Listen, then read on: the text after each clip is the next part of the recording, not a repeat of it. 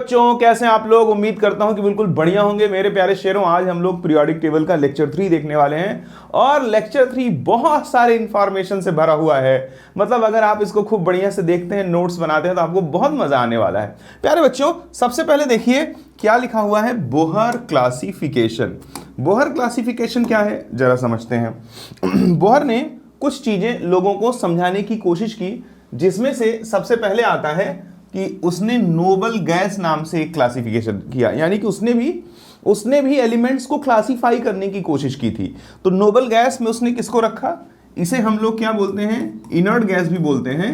तो हे नेताओं और कर्मचारियों जीते रहे, helium, neon, argon, krypton, xenon और रेडॉन। तो प्यारे बच्चों सबसे पहले नोबल गैस उसने किसे बोला, हम उसे ही याद रखेंगे। हे नेताओं और कर्मचारियों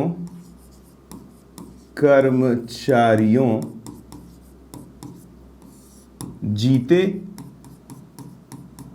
रहें।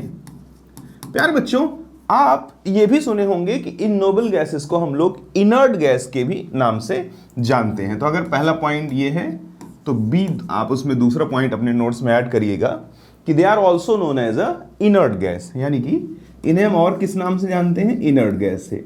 दे are also known as a inert gas. प्यारे बच्चों इसके बारे में एक बहुत बड़ा मिथ चलता है, क्या कि इनर्ट गैस किसी से रिएक्शन नहीं करते हैं। ऐसा नहीं है। नॉर्मल टेम्परेचर और नॉर्मल प्रेशर के कंडीशन में इनर्ट गैस किसी से रिएक्शन नहीं करते हैं। अगर हम लोग टेम्परेचर प्रेशर की स्थिति को बदलते हैं तो दो इनर्ट गैस ऐसे हैं प्यारे बच्चों जो मोर electronegative element of this universe, oxygen और फ्लोरीन, उसके साथ रिएक्शन करते हैं। कौन कौन, क्रिप्टॉन और ज़ीनॉन। तो हमें एक मिथ पढ़ाया जाता है क्या कि इनर्ट गैसेस किसी से भी रिएक्शन नहीं करते हैं, बट ऐसा नहीं है।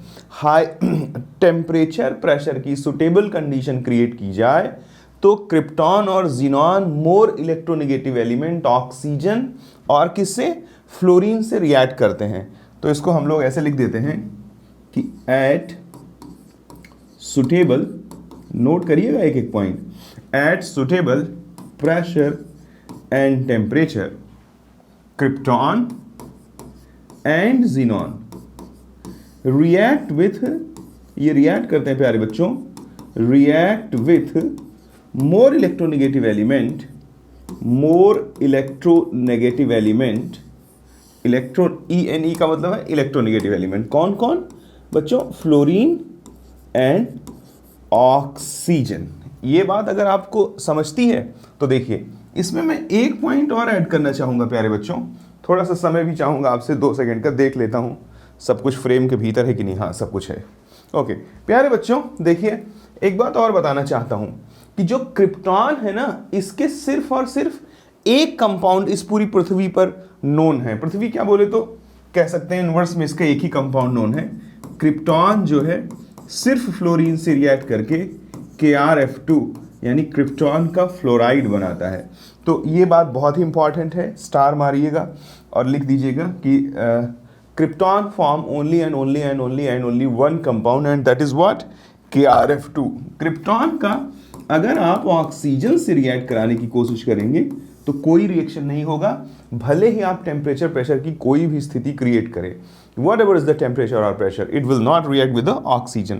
But प्यारे बच्चों जब हम एक नेक्स्ट पॉइंट ई में आते हैं और आपसे बात करेंगे किसके बारे में सरकारों, आपसे बात करेंगे ज़ीनॉन के बारे में। तो प्यारे बच्चे ज़ीनॉन तो ऑक्सीजन से भी रिएक्ट करता है, ज़ीनॉन फ्लोरीन से भी रिएक्ट करता है और ज़ीनॉन ऑक्सीजन और फ्लोरीन दोनों से भी रिएक्ट करता है। वैसे तो जनरली इसको लोग P ब्लॉक में पढ़ाते हैं, बट मैंने कुछ पीरियोडिक टेबल पे रिसर्च कर रखा है प्यारे बच्चों, और लिटरली रिसर्च कर रखा है, ऐसा कोई बुकिश या कोई नोट्स का लैंग्वेज नहीं, रिसर्च बेसिस वर्क है।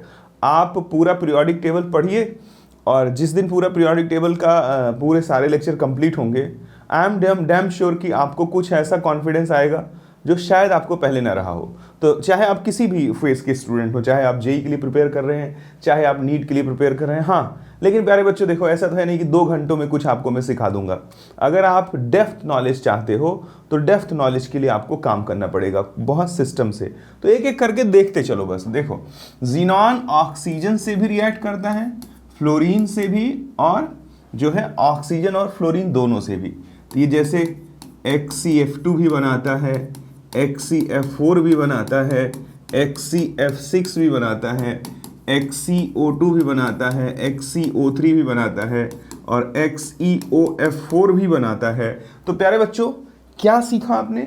आपने सीखा कि क्रिप्टॉन तो सिर्फ फ्लोराइड बनाता है प्यारे बच्चों, बट ज़ीनॉन जो है वो ऑक्साइड भी बनाता है, वो फ्लोराइड भी बनाता है, और वो ऑक्सी फ्लोराइड भी बनाता है। जब आप केमिकल बॉन्डिंग पढ़ लेंगे तो इनके शेप्स वगैरह के भी बारे में, इनकी ज्योमेट्री वगैरह के भी बारे में अपन डिस्कशन करेंगे। बट अभी क्योंकि केमिकल बॉन्डिंग मैंने नहीं पढ़ा है, इसलिए मैं इसकी बातें अभी नहीं करूंगा। प्यारे सरकारों, अगर इतनी बात आपको समझ में आती है तो समझ लीजिए कि अब मज़ा आएगा आपको। ये थोड़ी अच्छी इंफॉर्मेशन है, तो उम्मीद करता हूं कि ये एक पॉइंट आपको समझ में आया होगा। ठीक है, तो अगला हम पढ़ेंगे नॉर्मल एलिमेंट या रिप्रेजेंटेटिव एलिमेंट, यानी कि एलिमेंट्स ऑफ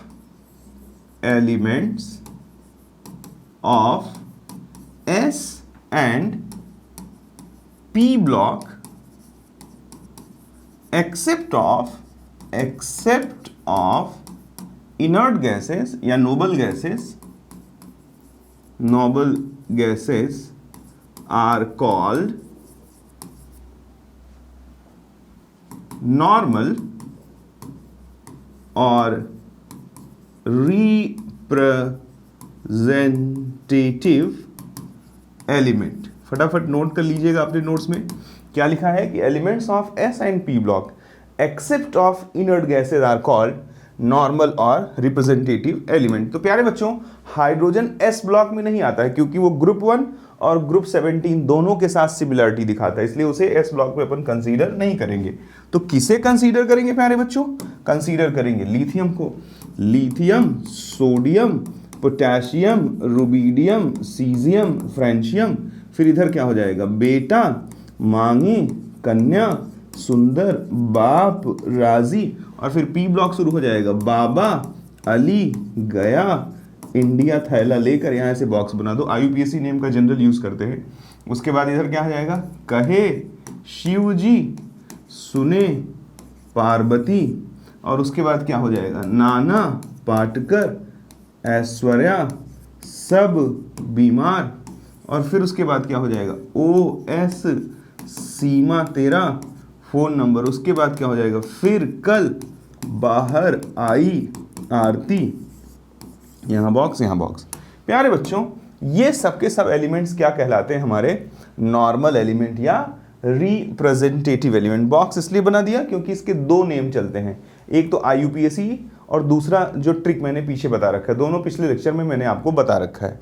प्यारे सरकार, अगर हम इनको देखें तो इनको हम कलेक्टिवली क्या बोल सकते हैं? नॉर्मल एलिमेंट या रिप्रेजेंटेटिव एलिमेंट। अच्छा, अगर इनके नंबर्स काउंट करने को बोले तो प्यारे बच्चों जरा देखिए, एक ऐसे करके 1 2 3 4 5 6 पीरियड ये हैं, और ऐसे ऐसे अगर इनको गिना जाए तो कितने हैं? 1 2 3 4 5 6 7, यानी कि 7 तो ऐसे और 6 ऐसे, यानी 7 6 42, लगभग 42 एलिमेंट्स के आसपास आएंगे। यानी प्यारे बच्चों, अगर हम बात करें किसकी, कि नॉर्मल एलिमेंट्स की, तो अगर तुम तो कोई आपसे पूछता है कि total number of normal elements, तो आप इनको क्या बोल देंगे? 6 × 7 42। एक बार फिर से काउंट कर लेता हूँ, परपेंडिकुलर 1 2 3 4 5 6 7, और ऐसे 1 2 3 4 5 6, हाँ 7 6 42, 42 एलिमेंट्स आते हैं। प्यारे सरकारों, अगर इतना आपको समझ में आया तो अब मैं थोड़ी और बातें करूंगा यार। देखो, नॉर्मल एलिमेंट अगर आप समझ गए हो तो कुछ चीज़ें ध्यान से सुनना। होता क्या है प्यारे बच्चों, एक और लैंग्वेज चलता है जिसे बहुत गौरपूर्वक समझने की कोशिश करना, जिसे बोलते हैं अपन टिपिकल एलिमेंट्स। क्या बोलते हैं? ध्यान से समझना, typical elements. Typical typical elements.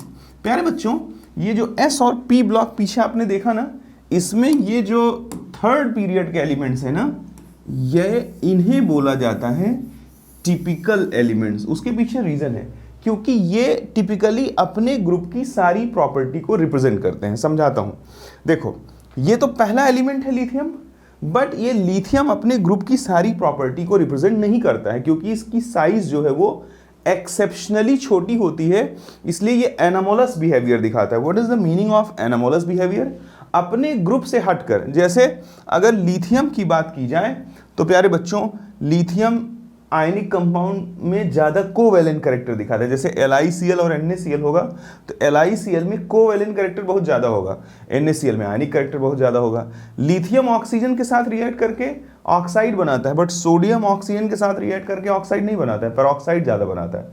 Oxide by product के फॉर्म में बनाता है, बट मेजरली पेरोक्साइड बनाता है। तो लिथियम की प्रॉपर्टी बाकी के जैसी नहीं होती है। तो ध्यान पूर्वक बात को समझना, ये जो थर्ड पीरियड के एलिमेंट हैं इन्हें टिपिकल एलिमेंट्स के भी नाम से जाना जाता है।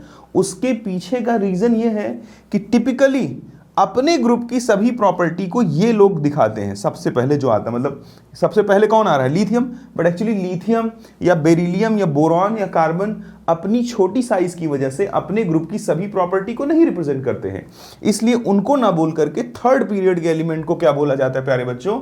Typical element. तो ध्यान से समझाता हूं, ध्यान पूर्वक देखिएगा कि elements of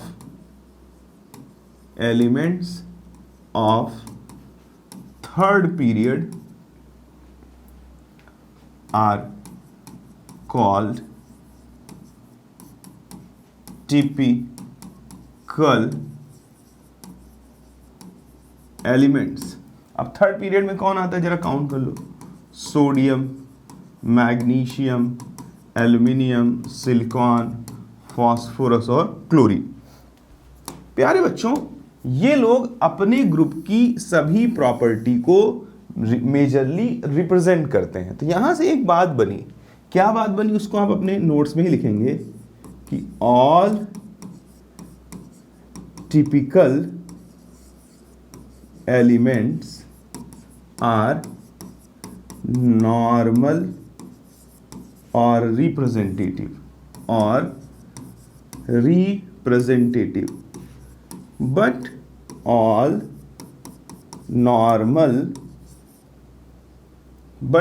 normal or representative elements are not typical element। ये बहुत इंपॉर्टेंट बात है, are not typical एलिमेंट्स। प्यारे बच्चों, अगर ये बात आप समझते हो तो बहुत अच्छी बात है। हम बोलेंगे कि lithium, beryllium, boron, carbon and so on अपने स्मॉल साइज की वजह से एनामोलस बिहेवियर दिखाते हैं। एनामोलस बिहेवियर दिखाते हैं।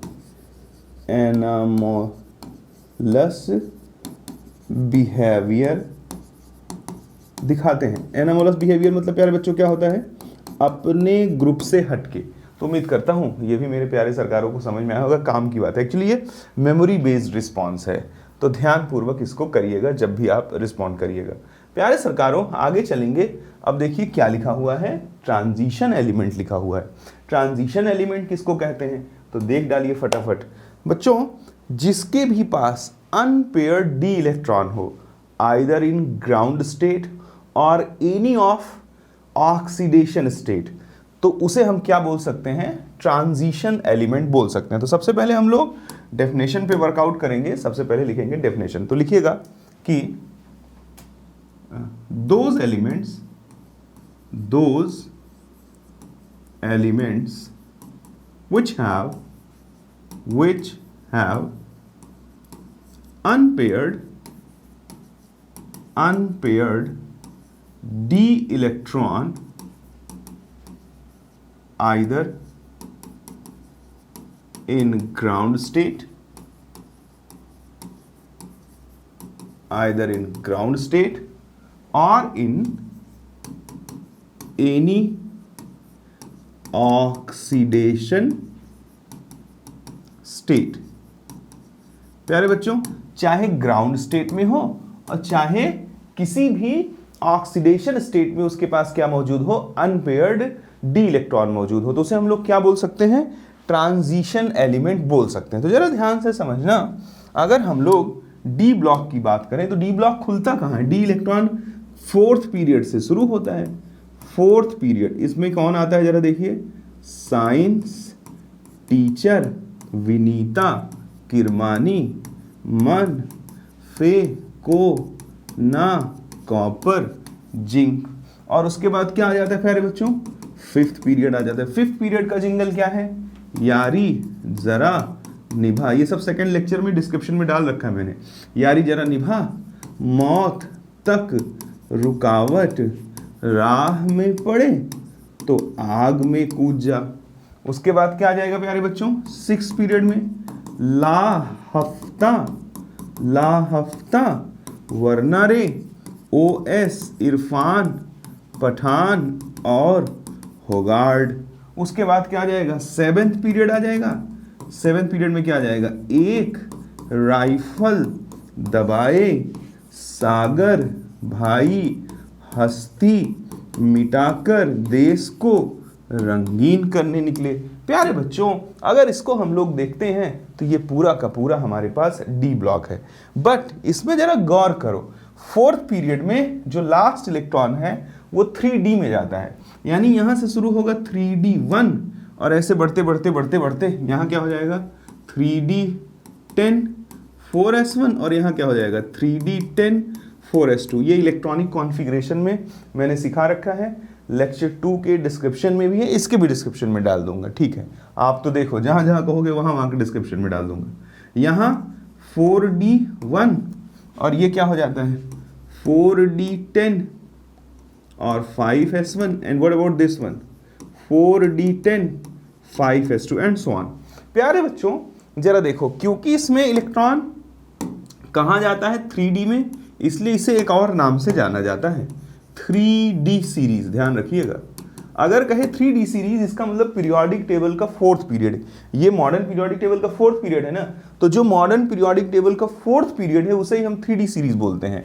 इसको प्यारे बच्चों बोलते हैं 4D सीरीज, इसको इसी तरह से बोलते हैं 5D सीरीज, इसको इसी तरह से बोलते हैं क्या 6D सीरीज। यानी जो होगा पीरियड नंबर उससे एक कम करके बोला जाता है डी सीरीज की बात। तो प्यारे बच्चों, अगर इतनी बात आपको समझ में आती है तो जरा कुछ चीजें गौर पूर्वक देखिए और समझने की कोशिश करिए। अगर सरकारों मैं किसको यहां पर जिंक कैडमियम मर्क्यूरी सीएन को थोड़ा अलग से बना देता हूं तो जरा देखें और बात को समझें। इनका जो ग्राउंड स्टेट इलेक्ट्रॉनिक कॉन्फ़िगरेशन है वो क्या है, ग्राउंड स्टेट इलेक्ट्रॉनिक कॉन्फ़िगरेशन। इसका क्या हो जाएगा 4s2 3d10, इसका क्या हो जाएगा 5s2 4d10, इसका क्या हो जाएगा 6s2 5d10, इसका क्या हो जाएगा 7s2 और 6d10। ठीक है, और बच्चों जरा बताओ कि क्या ग्राउंड स्टेट इलेक्ट्रॉनिक कॉन्फ़िगरेशन जब कर रहे हो तो डी सबशेल में कुल 5 ऑर्बिटल होते हैं और 5 ऑर्बिटल में 1 2 3 4 5 6 7 8 9 10। जब तुम 10 इलेक्ट्रॉन डाल दोगे तो ये देखो सारे के सारे इलेक्ट्रॉन पेयर्ड हैं कि नहीं, यानी कि कोई भी अनपेयर्ड इलेक्ट्रॉन नहीं है।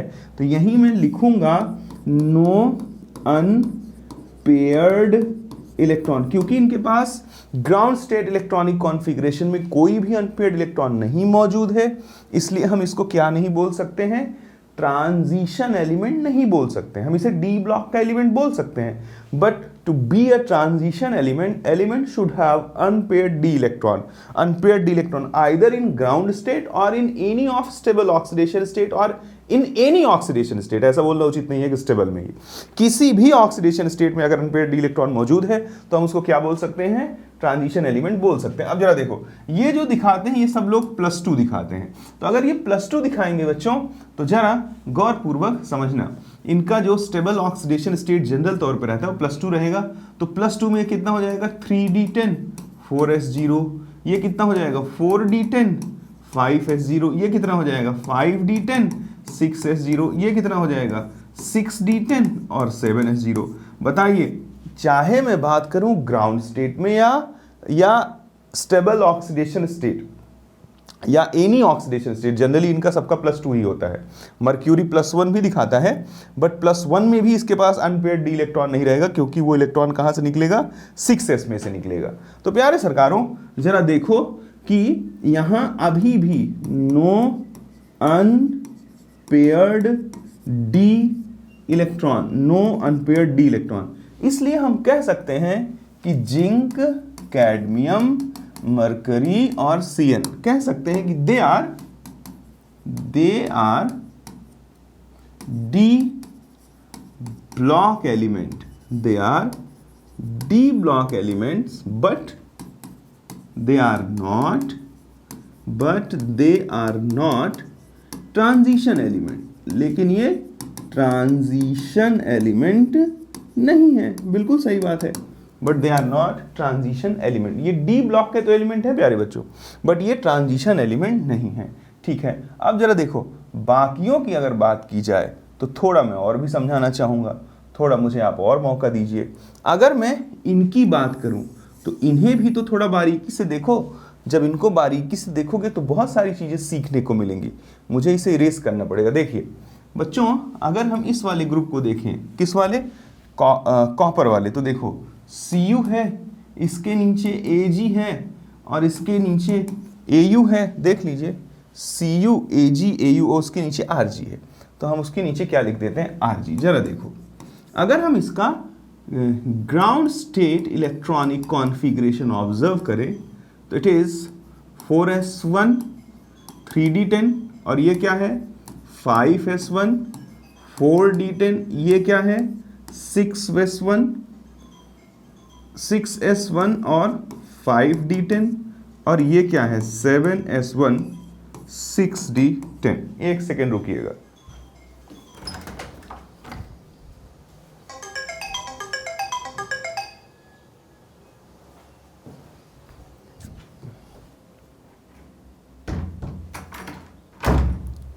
प्यारे बच्चों,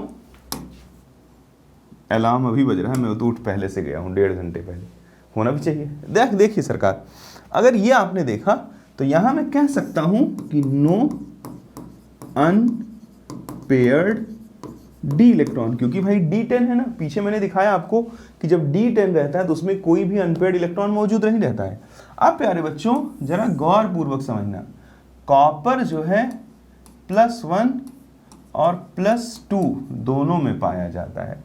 अब जरा ध्यान पूर्वक इस बात को देखो, अगर हम देखें +1 में तब तो इसके पास कोई भी अनपेयर्ड इलेक्ट्रॉन नहीं है, लेकिन जब +2 होगा तो जरा देखो ये 3d9 हो जाएगा, और जब 3d9 हो जाएगा तो इसके पास अनपेयर्ड इलेक्ट्रॉन मौजूद रहेंगे। सिल्वर +1 में भी पाया जाता है, +2 में भी पाया जाता है। जब ये +2 में जाएगा तो वैसे स्टेबल ऑक्सीडेशन स्टेट +2 नहीं है, बट +2 में भी एग्जिस्ट कर सकता है, तो इसके पास अनपेयर्ड डी इलेक्ट्रॉन हो जाते हैं। यानी कि मैं इसको थोड़ा और अच्छे से समझा देता हूँ सरकारों, जब तक हम मान लीजिए इनके 2 ऑक्सीडेशन स्टेट हैं, +1 और क्या है +2, तो +1 की जब बात करोगे तब तो ये 3d10 और 4s0 हो जाएगा, ये 4d10 5s0 हो जाएगा, ये 5d10 6s0 हो जाएगा, ये 6d10 7s0 हो जाएगा। ठीक है, तो इसका मतलब +1 में तो इसके पास कोई भी अनपेयर्ड डी इलेक्ट्रॉन नहीं है, यानी कि no unpaired D electron. But जैसे +2 में गया प्यारे बच्चों, तो +2 में जाते ही ये क्या हो जाएगा 3d9 4s0 4d9 5s0 5d9 6s0 6d9 7s0। अब जब D9 आ गया तो जब आप D9 का ऑर्बिटल डायग्राम बनाते हैं तो देखिए ये ऐसे बनेगा 1 2 3 4 5, ठीक है। अब जरा देखो 5 ऑर्बिटल होते हैं डी सबशेल में, 9 इलेक्ट्रॉन डालना है तो 1 2 3 4 5 6, उसके बाद 6 7 8 9, ये देखिए एक अनपेयर्ड इलेक्ट्रॉन मौजूद है कि नहीं, बिल्कुल। तो इसके पास here unpaired D electron is present. यहां पर बच्चों अनपेयर्ड डी इलेक्ट्रॉन है, इसका मतलब कि इनके पास अनपेयर्ड डी इलेक्ट्रॉन मौजूद रहता है। कब? +2 ऑक्सीडेशन स्टेट में। That's why they are transition element as well as they are also a D block element. तो जरा समझना, बाकियों में तो हमें अनपेयर्ड डी इलेक्ट्रॉन दिखता ही है ना, जैसे D1 है, D2 D3 and so on करता चलेगा। हमें यहाँ और यहाँ चेक करना पड़ता है, यहाँ भी हमको दिखता है बट बच्चों को यहाँ नहीं दिखता है। क्यों? क्योंकि उनको लगता है कि इसका +1 ही दिखाता है, प्लस इसका तो जानते हैं +2 दिखाता है, बट सिल्वर में वो नहीं कन्विंस कर पाते खुद को, और जो है गोल्ड में भी नहीं कर पाते, RG में भी नहीं कर पाते हैं। तो ध्यानपूर्वक इस बात को आप समझें कि किसी भी ऑक्सीडेशन स्टेट में अगर उसके पास अनपेयर्ड डी इलेक्ट्रॉन अस्तित्व में है तो वो ट्रांजिशन एलिमेंट की कैटेगरी में आएगा ही आएगा। तो प्यारे बच्चों, इधर तो हमको साफ साफ अनपेयर्ड डी इलेक्ट्रॉन दिखता है, इनमें हमें थोड़ा ट्रिक से देखना पड़ता है और इसको भी हमें एक्सप्लेन करना पड़ता है। दोनों मैंने आपको ट्रिक से एक्सप्लेन करके समझा दिया। अब एक छोटी बात मैं बताना चाहता हूँ जो आपको समझना ही पड़ेगा। वो छोटी बात क्या है, एक एक करके सुनते जाइए। हमने देखा कि जो है जिंक, कैडमियम, मरकरी, Cn, ये डी ब्लॉक के तो एलिमेंट हैं, यानी डी ब्लॉक एलिमेंट अगर कोई कहे तो मैं इन्हें बोल दूंगा। अगर कोई कहे ये ट्रांजिशन एलिमेंट है क्या, तो ये ट्रांजिशन एलिमेंट नहीं है।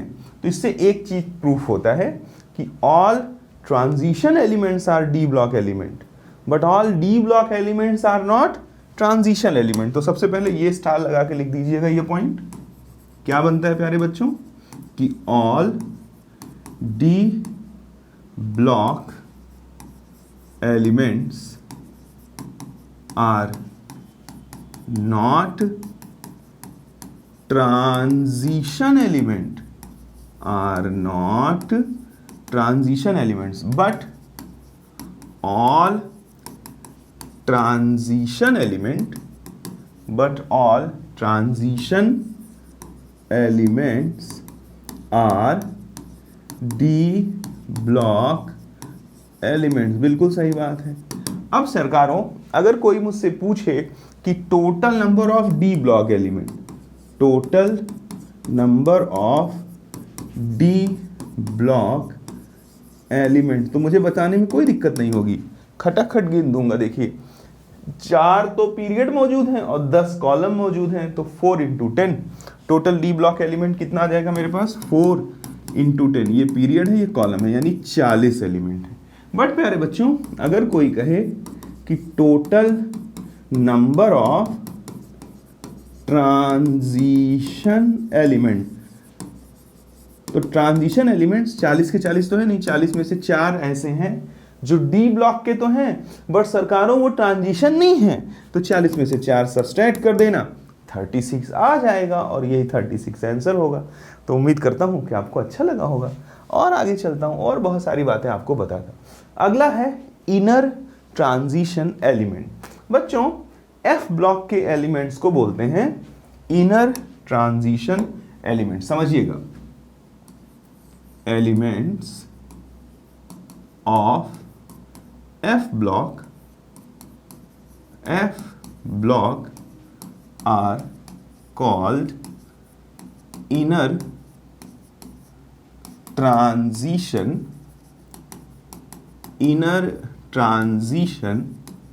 एलिमेंट्स। बच्चों इसके पीछे रीजन है, ऐसे नहीं बोला जाता। अगर आपने मुझसे इलेक्ट्रॉनिक कॉन्फ़िगरेशन सीखा होगा, आपने मेरी वीडियो देखी होगी, थोड़ा सा उसमें वॉइस क्वालिटी कमज़ोर है, समझ नहीं पाया मैंने, उसका माइक तेज था। अब दोबारा थोड़ा आलस लगता है, किसी दिन शूट कर दूंगा अच्छी वॉइस के साथ। बट वो वीडियो में थोड़ी सी वॉइस क्वालिटी फट के आती है, बट उसकी कंटेंट क्वालिटी बहुत ज़बरदस्त है। आप उसको देखोगे तो मज़ा आ जाएगा आपको। और प्यारे बच्चों, कंटेंट को हमेशा रिस्पेक्ट भी मिलना चाहिए। जब आप उसको पढ़ोगे तो आप एकदम से महसूस कर पाओगे, हाँ आप इलेक्ट्रॉनिक कॉन्फ़िगरेशन मजबूती से जानते हो। सरकारों देखो, अब मैं आपको समझाता हूँ। जैसे कोई भी एफ ब्लॉक का एलिमेंट उठा लो, जैसे लालू सीमा प्रीति ले लिया मैंने, 50 लालू 7 और लालू सीमा 58, प्रीति 59, मान लो 59। अगर इसका इलेक्ट्रॉनिक कॉन्फ़िगरेशन करोगे 1s2 2s2 2p6 3s2 3p6 3d में नहीं जाएगा, 4s2 3d10 4p6 4d में नहीं जाएगा, 4f में नहीं जाएगा, ये सब सीखना पड़ेगा आपको। 5s2 4d10 5p6 5d में नहीं जाएगा, 5f में नहीं जाएगा, 6s2 पे 56 हो जाता है, 56 के बाद अपन 56 में कितना जोड़ेंगे 59 हो जाए 3। तो मान लो मैंने उठा के 3 इलेक्ट्रॉन यहाँ डाल दिया, कि मान लो क्या डालना ही पड़ेगा। अब जरा देखो d 5d के ठीक अंदर है कि नहीं 4f। तो अगर इलेक्ट्रॉन 5d में जाता तो अपन उसको क्या बोलते हैं, ट्रांजिशन, और 5d के अंदर गया यानी इनर ट्रांजिशन। तो एफ ब्लॉक के एलिमेंट्स को इनर ट्रांजिशन एलिमेंट इसलिए बोला जाता है बच्चों, क्योंकि ड्यूरिंग द इलेक्ट्रॉनिक कॉन्फ़िगरेशन जो लास्ट इलेक्ट्रॉन है वो 5d के अंदर होता है 4f, यानी कि न्यूक्लियस से इसकी क्लोजनेस इसकी तुलना में ज़्यादा होती है। तो लास्ट इलेक्ट्रॉन जो 4f में जाता है वो देखो 5d के अंदर है, तो अंदर के लिए क्या हो गया इनर, और किसके अंदर 5d के अंदर, जिसको क्या बोल दिए 5d में जाता तो ट्रांजिशन, और उसके अंदर गया तो क्या बोल दिए इनर ट्रांजिशन। तो उम्मीद करता हूँ आपको थोड़ा बहुत समझ में आया होगा क्या, कि क्योंकि लास्ट इलेक्ट्रॉन ट्रांजिशन वाले सबशेल में जाने के बजाय उसके अंदर वाले में जाता है, इसलिए हम इनको और किस नाम से जानते हैं, इनर ट्रांजिशन एलिमेंट के नाम से जानते हैं। प्यारे सरकारों, अगर इतनी बात आप को समझी है तो जरा ध्यानपूर्वक समझना। देखिए एफ ब्लॉक में टोटल 2 पीरियड मौजूद हैं जिनका ग्रुप नंबर क्या होता है 3। तो सभी एफ ब्लॉक एलिमेंट्स का ग्रुप नंबर क्या हमेशा आप बोलोगे, all f block element all f block element all f block element f block elements are belongs to group number 3। अब जरा देखो पीरियड नंबर 6 इसे क्या बोलते हैं अपन, लैंथेनाइड बोलते हैं। लैंथेनम के बाद शुरू होता है, ये 57 है लैंथेनम। लैंथेनम एफ ब्लॉक का एलिमेंट नहीं है, लैंथेनम डी ब्लॉक एलिमेंट है, लेकिन क्योंकि ये सिमिलैरिटी दिखाता है ब्लॉक के साथ इसलिए ज़्यादातर उसे नीचे पीरियोडिक टेबल में एफ ब्लॉक के साथ लिखे रहते हैं। बट ये डी ब्लॉक का एलिमेंट है, क्लियर जानते रहना, क्योंकि लैंथेनम में लास्ट इलेक्ट्रॉन जो है वो कहाँ जाता है, डी सबशेल में जाता है। देखो प्यारे बच्चों, प्रूफ भी कर दूंगा, एक थोड़ा सा मौका दो। लालू सीमा प्रीति नंदा पीएम संग यूरोपियन गार्डन में टीवी देखे, होल अर्निंग टीम अब लुटेगी। आगे चलते हैं तो इसके बाद आता है बच्चों एक्टिनियम। एक्टिनियम के बाद जो एलिमेंट्स होते हैं वो पीरियड नंबर 7 में बिलोंग करते हैं और उन्हें अपन एक्टिनाइड भी बोलते हैं। ठीक है, एक्टिनाइड भी बोलते हैं। प्यारे सरकारों, एक्टिनियम के बाद जो आता है वो 7th पीरियड है, एक्टिनाइड सीरीज बोलते हैं। वो कौन होता है, एक था पैदल चलने वाला, उसने नेपाल, पूना, अमेरिका, काठमांडू, बैंकॉक, मैं तो ऐसे याद रखता भाई, सिर्फ 41 दिनों में चलकर फर्स्ट मेडल नंबर ले रखा है। यानी सरकारों, ये जो लैंथेनॉइड है ये सीरियम से स्टार्ट होता है, 58 सीरियम से स्टार्ट होता है और कहाँ जाके एंड होता है, 71 ल्यूटीशियम पर।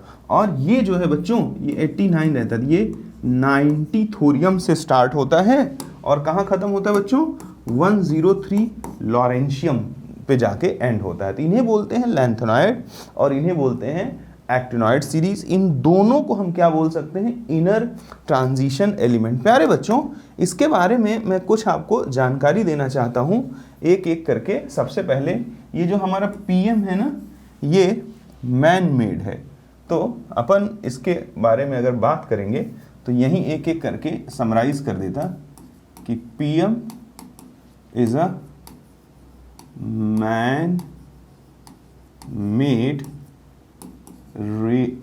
PM is a man-made radioactive element. इंसानों ने इसको लेबोरेटरी में बनाया है, ठीक है। दूसरी चीज प्यारे बच्चों, इसके बारे में और भी बोलता हूं। देखिए 91 है, ये 91 हो गया और ये 92। तो जिन एलिमेंट्स का एटॉमिक नंबर ग्रेटर देन 92 है, इन्हें अपन ट्रांस यूरेनिक एलिमेंट बोलते हैं, ट्रांस यूरेनिक एलिमेंट बोलते हैं। इनको भी ये भी सबके सब क्या है, मैन मेड है। ये भी सबके सब क्या है प्यारे बच्चों, मैन मेड है। ये इंफॉर्मेशन इसको सेंटा नहीं बताएगा, दाढ़ी रख के आपको पढ़ाने नहीं आएगा, ध्यान रखना पड़ेगा। They all are man made. तो प्यारे बच्चों कि जिनका एटॉमिक नंबर 92 से बड़ा या बराबर भी अपन कंसीडर कर सकते हैं, ग्रेटर देन और इक्वल टू 92, नहीं बराबर नहीं कर सकते भाई, क्योंकि यूरेनियम मैन मेड थोड़ी है, यूरेनियम से बड़ा ही कंसीडर करना पड़ेगा, सॉरी। तो जानते रहिएगा कि यूरेनियम से जिनका एटॉमिक नंबर ज़्यादा है वो सबके सब इंसानों ने बनाया है, और वो सबके सब क्या है, रेडियो एक्टिव है और मैन मेड है। मैन मेड है और साथ ही साथ क्या है, रेडियो एक्टिव हैं, जो इसमें हमारे लाई कर रहे हैं। यानी कि अगर प्यारे बच्चों देखो तो पूरा का पूरा एक तरह से एक्टिनॉइड सीरीज ही रेडियो एक्टिव निकला। बिल्कुल सही बात है। तो यहाँ भी ये बात उम्मीद करता हूँ कि आपको समझ में आया होगा कि all actinoids are radioactive. प्यारे बच्चों, इतनी बातें अगर आपने समझी तो इनके बारे में एक चीज़ और जानना पड़ेगा आपको। क्या? इनके इलेक्ट्रॉनिक कॉन्फ़िगरेशन के बारे में। देखो तो जनरल इलेक्ट्रॉनिक कॉन्फ़िगरेशन, अगर अपन किसकी बात करें, लैंथेनॉइड की बात करें, तो जनरल इलेक्ट्रॉनिक कॉन्फ़िगरेशन देखो 6s2 पे 56 हो जाता है, फिर 4f और फिर 5d। यहाँ लिखिएगा आप 0 to 1, और यहाँ अपन क्या लिखेंगे, यहाँ लिख देंगे प्यारे बच्चों जो है 1 to 14। अब जरा समझना, ये मैंने कैसे लिखा है, ये कोई 1 मिनट की बात नहीं है। इसके लिए आपको मेरा इलेक्ट्रॉनिक कॉन्फ़िगरेशन का जो फंडा है वो देखना पड़ेगा, तो आपके लिए बिल्कुल नॉर्मल सी बात हो जाएगी। प्यारे बच्चों 2 लेक्चर डाल रखा हूँ, बहुत अच्छे लेक्चर हैं, आप उनको देखोगे आपको मज़ा आ जाएगा। देखिए, और अगर इसी तरह से अपन एक्टिनॉइड का बात करें कि एक्टिनॉइड के इलेक्ट्रॉनिक कॉन्फ़िगरेशन की, वो तो क्या हो जाएगा 7s2 5f1 to 14 और 6d 0 to 1 हो जाएगा। ठीक है, तो ये इनका जनरल इलेक्ट्रॉनिक कॉन्फ़िगरेशन है। अब कोई आपसे पूछे कि लैंथेनॉइड और एक्टिनॉइड ये डी ब्लॉक एलिमेंट है या एफ ब्लॉक एलिमेंट है, तो आपको घबराना नहीं है। ये लिखे तो रहते हैं डी ब्लॉक के साथ, लेकिन ये होते क्या है, लिखे तो रहते हैं ज़्यादातर एफ ब्लॉक के साथ, बट ये होते क्या है, डी ब्लॉक एलिमेंट। प्रूफ कर देता हूँ। देखो लैंथेनॉइड, इसका एटॉमिक नंबर है मान लो 57। इलेक्ट्रॉनिक कॉन्फ़िगरेशन करोगे 1s2 2s2 2p6 3s2 3p6, 3d में नहीं जाएगा, 4s2 3d10 4p6 4d में नहीं जाएगा, 4f में नहीं जाएगा, 5s2 4d10 5p6 5d में नहीं जाएगा, 5f में नहीं जाएगा, 6s2 पे 56 हो जाता है, 56 बचा एक, कहाँ जाएगा, जाना चाहिए उसे f में, लेकिन f में नहीं जाता है, वो ज़बरदस्ती उठा के कहाँ डालना पड़ता है, 5d में। क्यों डालना पड़ता है? क्योंकि लैंथेनम जो परमात्मा बनाता है वो +3 दिखाता है। अगर आप इसको d में डालने के बजाय आफबाऊ के नियम का पालन करते हुए f में डालेंगे तो ये +3 नहीं दिखाएगा। यानी कि नेचर, परमात्मा के द्वारा बनाया गया लैंथेनम और आपके द्वारा बनाया गया लैंथेनम दोनों डिफरेंट हो जाएगा। तो साइंस गुलाम है इस विशाल प्रकृति का, इसके सामने साइंस की कोई हैसियत नहीं है। तो हम साइंस में सुधार करेंगे, ना कि प्रकृति में। नेचर में नहीं इंप्रूव कर सकते कि साइंस कुछ भी कहता है चलो भाई साइंस कह रहा है कि छत से गिरोगे तो मजा आएगा, तो चलो छत से कूद के देख लें। नहीं, प्रकृति कहती है कि धरती की कशिश, धरती की मजबूती आपका शरीर तोड़ देगी अगर छत से कूदोगे। इसलिए आपको साइंस के बजाय साइंस में सुधार करना है, ना कि नेचर में। ओवरऑल मेरा ये कहने का मतलब है कि विशाल नेचर ही परमात्मा का रूप है, इसमें इंप्रूवमेंट नहीं हो सकता। तो जो नेचर में लेंथेनम है वो +3 में पाया जाता है, और तुमने अगर आफबाउ के रूल को फॉलो करके इलेक्ट्रॉन यहाँ डाल दिया तो ये +2 दिखाएगा, क्योंकि आउटर मोशन में 2 इलेक्ट्रॉन है। इसलिए जबरदस्ती डी को कहाँ डालना पड़ेगा, 5d में, यानी कि क्योंकि लास्ट इलेक्ट्रॉन कहाँ जाता है, 5d में। तो ये क्या हो जाएगा 4f 0 और 5d 1 और क्या हो जाएगा 6s2। अब बताओ, जब f में इलेक्ट्रॉन गया ही नहीं तो कैसे ब्लॉक का होगा। इलेक्ट्रॉनिक कॉन्फ़िगरेशन ही प्रूफ कर रहा है कि लेंथेनम डी ब्लॉक का एलिमेंट है। और अगर एक्टिनियम की बात करें तो इसका एटॉमिक नंबर कितना है 89। अब मैं डायरेक्ट करूंगा, देखो जब हम 6s2 लिखते हैं तो 56 हो जाता है, उसके बाद 4f लिखेंगे 14 तो 70 हो जाएगा। उसके बाद अपन क्या करेंगे 5d में आएंगे तो कितने हो जाएंगे 70 10 80 हो जाएगा। ठीक है, अब बच्चों जरा देखो, अपने को 6p में डाल दिया, 6p 6, तो 80 और 6 कितना हो गया 86, 86। 6d में नहीं जाएगा, 6f में नहीं जाएगा, 7s2 88 हो गया। अब बचा एक इलेक्ट्रॉन, तो इस 7s के बाद आफबाउ कहता है कि इलेक्ट्रॉन कहाँ डालो 5f में डालो, बट 5f में अगर हम डालेंगे तो फिर समस्या होगी। एक्टिनियम का जो जनरल ऑक्सीडेशन स्टेट है +3 है, अगर तुमने 5f में इलेक्ट्रॉन डाल दिया तो +3 नहीं दिखाएगा, इसलिए हम इसमें ना डाल करके उसको कहाँ डालेंगे 6d में डालेंगे। अब ये जो इलेक्ट्रॉनिक कॉन्फ़िगरेशन का खेल है, अगर आप सोचो कि यही देख के आपको पूरा आ जाए तो भैया मैं नहीं सिखा सकता। अगर आपको इसको पूरा सीखना है तो आप मेरे दोनों लेक्चर देखो। दोनों लेक्चर इलेक्ट्रॉनिक कॉन्फ़िगरेशन का देखने के लिए आपके अंदर पेशेंस होना चाहिए। पेशेंस नहीं होगा तो आप जेईई और नीट जैसा एग्जाम नहीं क्रैक कर पाओगे। आप बिल्कुल क्लियर तरीके से जान लो, इसमें कोई मैं आपको कि 1 शॉट देख लूँगा 2 घंटे में सर क्लियर हो जाएगा, कुछ नहीं। आप एक डेटा निकालिए कि जो लोग 1 शॉट देख के एग्ज़ाम देना चाह रहे हैं उनमें से कितने लोग सक्सेस हो पाए हैं। तो आप 1% भी ऐसे नहीं होंगे जो सक्सेस हो पा रहे होंगे। तो आप ये एक बात क्लियर कर जानिएगा, अगर आप नॉलेज चाहते हैं, अगर आप ऐसे खेलना चाहते हैं चुटकी बजा के इसका इलेक्ट्रॉनिक कॉन्फ़िगरेशन, तो आपको वो दोनों लेक्चर देखना पड़ेगा। और प्लीज़ आप उसको गो थ्रू करिए, आपको मज़ा आएगा, भयंकर रूप से मज़ा आएगा। प्यारे सरकारों, अगर इतनी बात आपको समझ में आई तो देखिए इसमें भी इलेक्ट्रॉन कहाँ जा रहा है, लास्ट 6d में जा रहा है। That's why it is also belongs to D block, it doesn't belongs to F block. उम्मीद करता हूँ कि इतनी बातें आपके किसी काम आई होंगी और आपको समझ में भी आई होंगी। तो मेरे प्यारे सरकारों, इसको खूब बढ़िया से सुनिए, समझिए, सीखिए, जानिए और एंजॉय करिए। तो ठीक है, फिर आज के लिए इतनी बातें पर्याप्त हैं। Thank you.